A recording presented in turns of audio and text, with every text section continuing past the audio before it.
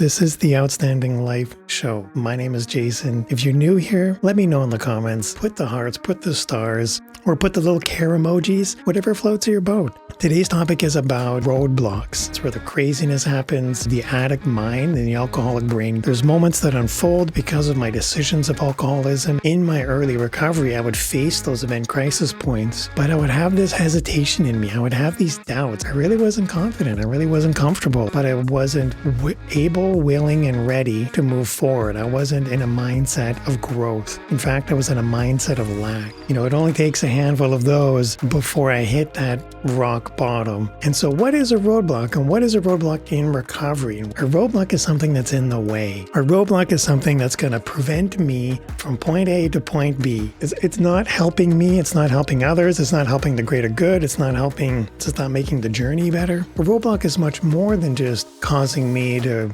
veer left. I wish a roadblock in recovery would be something as simple as that. An easy way to say it would be my ego. It can stop me from growing, from seeing the outcome on the other side that I want. Yes, I want a positive outcome, but my ego can stop me from perceiving the environment around me, and I'm just having that tunnel vision, block everything else out around me, and I just become singular focus around one idea. And that ego, if it's making decisions for me, that can be the great undoing. While it is something I'm upholding, I'm choosing to give it face. I'm choosing to give it value. I'm not open to the ideas of anything else outside of it. And that sounds crazy. That sounds weird. Like, why would you do that? It's okay to become focused on something, but it's not okay for it to start driving your experience, pushing everything else outside of it. It's okay to have an idea and have a belief. The hard part is when that belief becomes an obsession, and when alcoholism, I start filling in other drugs, so not just alcohol. Pretty soon, that becomes detrimental to my health, detrimental to my mental health, my family, my friendship circle. I start jeopardizing a lot. I don't want to reduce it down to one little roadblock can throw everything off. Something as fragile as making the decision to get better and making the decision to choose a better life and to fill my life with people, places, and things that are adding value. That fragile decision, one tiny bump on the road, could be all it takes to throw everything off. And the journey to recovery isn't an easy one. The journey to recovery isn't going to be something that's solved overnight. It's going to take time. When it comes to roadblocks in recovery, have you ever seen those curling? You see it on TV? In Canada, we have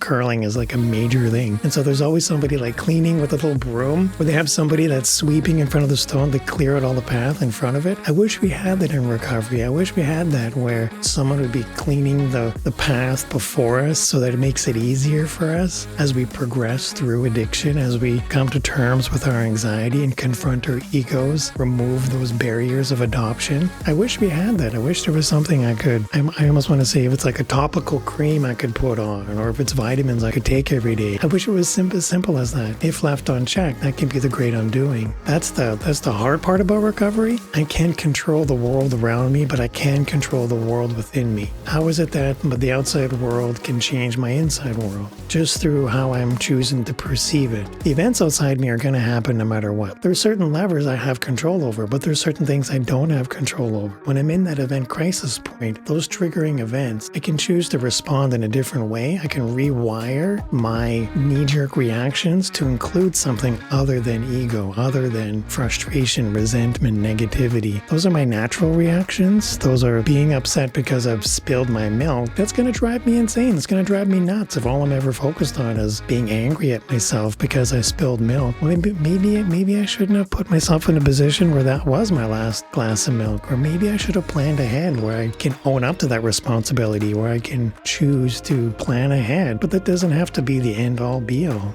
Maybe I've got another opportunity to grow. Maybe I can plan around it for the next time. So when it comes to planting flags in the ground and choosing to set standards for ourselves, if all I'm ever doing is setting these outlandish goals and standards that I'm always going to have milk, this show isn't about milk, but it is about having expectations that are manageable, having goals and standards comparable to where I'm at in my comfort level, in my recovery, in my addiction, as I grow to become more confident. I'm able to have larger, more all-encompassing. If I'm upset at the first drop of losing something, maybe I shouldn't put myself into a position where everything hedges on that. Maybe I'm not in a position, if I'm going to get upset about spilled milk, maybe I shouldn't enter a relationship. Maybe if I'm in a position where I'm getting angry at something specific, maybe if my knee-jerk reaction is to be filled with anxiety, I can start asking larger questions to include what part of me is feeling anxious. Is it because I'm afraid of running out? Am I afraid of not having enough food? Am I afraid that I don't have enough to supply my own cereal in the morning? I don't know. These are crazy questions. In the alcoholic mind, in the addict brain, it sounds silly, but these are things that run through our heads. These are things that, if left unchecked, they can be the great undoing. When it comes to where do roadblocks come from, again, it sounds silly.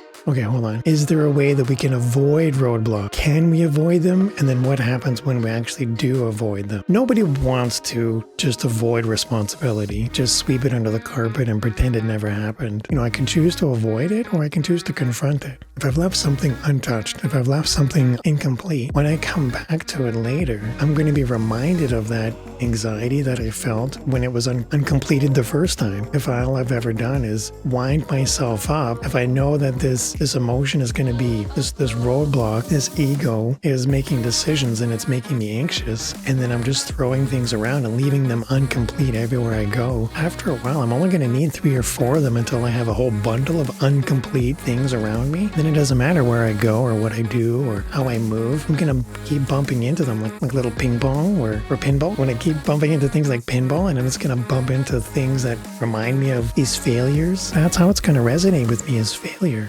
This is something I've left incomplete. This is something that I've chosen to not do. And here's one more thing that I didn't get done the last time. That may not be what the circumstance is, but that's how I'm going to resonate with me. That's how I'm going to rationalize it in my addict brain and in my alcoholic mind. I know myself enough to not leave things undone. If I've chosen to take on something, then it's up to me to fulfill that responsibility. And I can't do that if I'm just going to be running every time I bump into a roadblock. The question isn't about, can I avoid roadblock? The main question here is, what happens when I do that? What happens when I play the tape to the end? What happens when I've filled my world, my surrounding environment with nothing but roadblock over here and roadblock over here and roadblock over there? I'm going to start boxing in and start making choices to avoid them until pretty soon I can no longer remember which way had which roadblock. And that's a stressful way to live my life, and that's not the true way that I was intended to live. I'm not meant to live in reaction mode. I'm not really meant to just be anxious and upset all the time. It's not meant to be.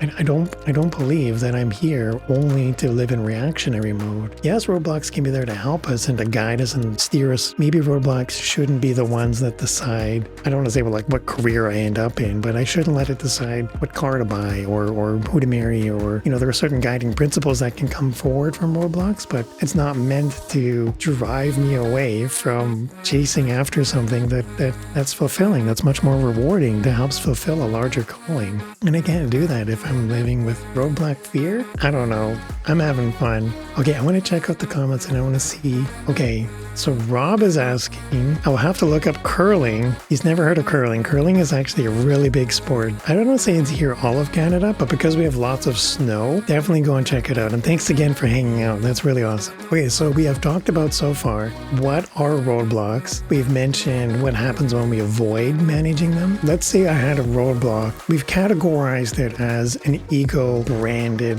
roadblock. And what I mean by ego-branded is it's preventing me because of my pride. It's preventing me from moving forward. In an addict world, in an addict brain, these are things that I hate to say it, that they happen quite a lot. I'm unable to see past what I don't understand. And if how I'm choosing to perceive an event is limited by my ego and my pride, it inhibits me from seeing success. All I'm focused on is that tunnel vision where I can only see anger, resentment, and negativity. I can set these high expectations. If I'm just praying for rain and then throw the football and just hope it works out, that hopeful roadblock isn't necessarily going to work out if there's no real planning involved. If all I'm doing is just filling my life with roadblocks they're based off of, yes, they would be cool if they worked out, but I can't rely on it sustainably. In my addict brain and in my alcoholic mind, I justify a world that's not really fulfilling. And if I'm like, oh yeah, no, I'm sure it's going to work out. Yeah, I have no idea how I'm going to pay for rent if I've blown all my paycheck on alcohol and pizza.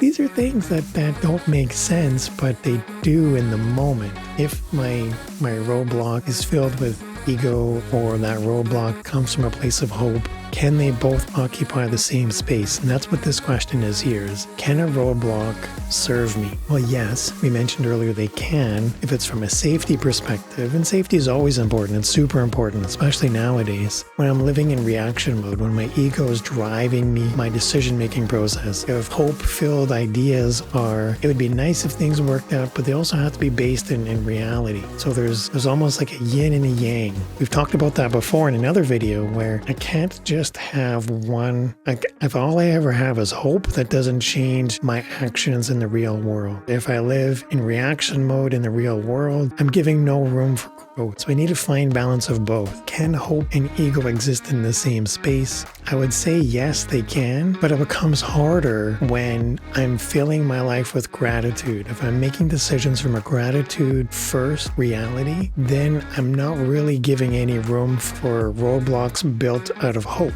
or roadblocks built out of ego. If I'm choosing to live a life of gratitude, I'm being thankful and grateful and appreciative of all the small things. Everything from you, my community who's hanging out with me today, like Rob watching this, anyone else that's hanging out. Maybe it's also going to be filled with something else. But if I'm living a life starting from gratitude, it becomes increasingly difficult for it to also share space with ego and blind hope. And I say blind hope because that's the unarchitectured hope, where it's just Hail Marys, throwing it, hoping it's going to pray for rain. Maybe it's going to work out. Maybe I'll hit double zeros. Maybe I'll win the lottery, and then I can buy all the milk I need for my cereal. Those are all true possibilities, but the chances are probably greater than zero. But that doesn't mean it's something I should rely on. In my gratitude living life now, I need to plan around that. I need to plan around hungry, angry, lonely, and tired. So making sure that I'm looking out for those things to help prevent my ego, to put it in check, to avoid those hope-filled roadblocks, to avoid feeling anxious and angry and resentful. And I'm not saying these are tips and tricks to remove those. I